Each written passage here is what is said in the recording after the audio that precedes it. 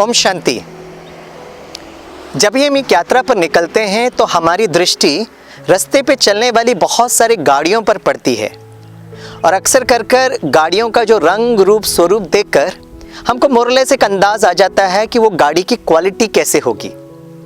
उसी तरह दोस्तों, इस जीवन रूपी यात्रा में हम बहुत लोगों से मिलते हैं।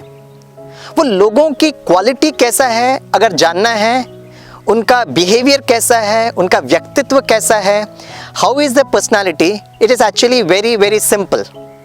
बस उनसे दो प्रश्न पूछेगा। पहला प्रश्न आप उनसे पूछेगा कि आपको गाड़ी चलाना आता है क्या? तो अक्सर करके वो जवाब देंगे यस, मैं इतने साल से गाड़ी चलाता हूँ, I know how to drive and moreover I have got a driving licence also. अगर फर्स्ट कंडीशन ओके है तो दूसरा बहुत सिंपल है, आप उनसे कहिएगा कि आप गाड़ी ड्राइव करिए और उनके साथ आधे एक घंटे बस वो गाड़ी कैसे ड्राइव कर रहे हैं उसके आधार पर उनकी जीवन की क्वालिटी को हम महसूस कर सकते हैं।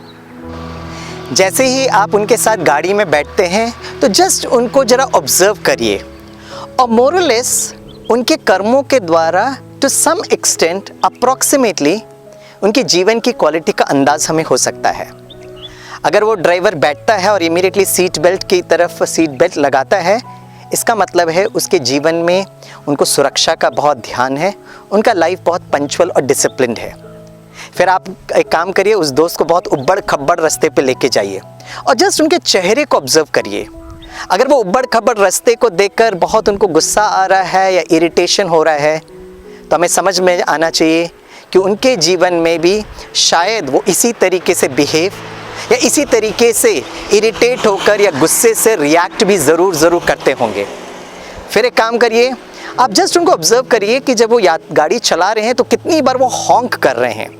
अगर वो हॉन्क कर रहे हैं इसका मतलब कहीं ना कहीं उनके जीवन के अंदर वो एग्रेसिव बिहेवियर ज़रूर है।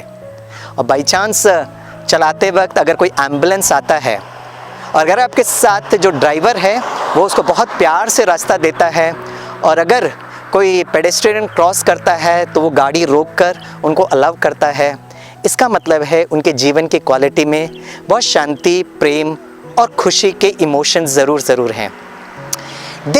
By this particular way, driving behavior actually makes us understand the quality of a particular personality. और लास्ट में आप उस ड्राइवर से कुछ सेफ्टी रूल्स एंड रेगुलेशंस के बारे में जानिए, क्योंकि जीवन की रक्षा के लिए हमें कुछ नियम मर्यादाएं जानना बहुत ज़रूरत है। और आज मैं आपको एक सेफ्टी का रूल पूछना चाहूँगा कि जब भी आप रास्ते से चलते हैं तो आपको रास्ते के बीच में ये इस प्रकार के एक कंटिन्यूस लाइन मार्किंग दिखाई देती है या बीच में ऐसा आपको एक मार्किंग दिखाई देती है जहाँ पर वो स्पेस है, राइट? आप प्लीज़ आप वो ड्राइवर भाई से या बहन से पूछेगा।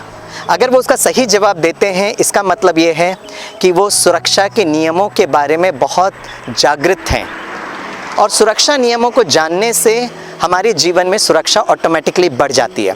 दोस्तों, क्या आप जानते हैं कि जब हम यात्रा कर रहे हैं या ड्राइव कर रहे हैं तो ये जो बीच में जो लाइनिंग दिखाई देती है उसका अर्थ क्या है? अगर आपको इस प्रकार का एक लाइनिंग दिखाई देता है जो कंटिन्यूस है, इसका मतलब ये है कि आपके सामने जो गाड़ी चल रही है उससे आप बिल्कुल ओवरटेक नहीं कर सकते हैं। और अगर आपको बीच में स्पेस दिखाई देता है इसका मतलब है कि आप उस सामने वाले गाड़ी से ओवरटेक करके जा सकते हैं। और जब भी आपको कोई गाड़ी ओवरटेक करना होता है तो सुरक्षा के हिसाब से 3 प्रश्न पूछना बहुत ज़रूरत है। नंबर 1, कब आप ओवरटेक कर सकते हैं? नंबर 2, कहाँ पर ओवरटेक कर सकते हैं? और तीसरा जो है, कैसे ओवरटेक कर सकते हैं? चलिए इसके बारे में हम थोड़ा सा चिंतन करते हैं। तो जैसे मैंने बताया, कब ओवरटेक कर सकते हैं, कहाँ पर ओवरटेक कर सकते हैं और कैसे ओवरटेक करना चाहिए।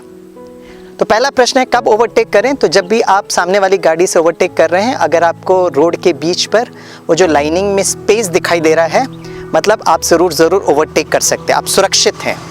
नंबर 2, कहाँ पर ओवरटेक करें? ये बहुत इंपॉर्टेंट प्रश्न है।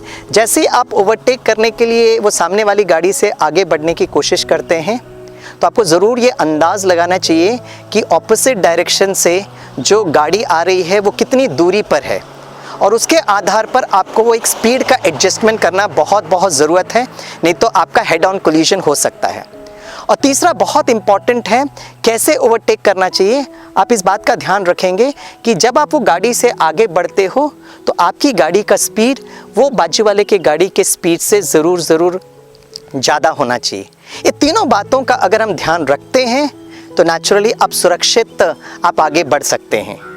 सड़क सुरक्षा जीवन की रक्षा।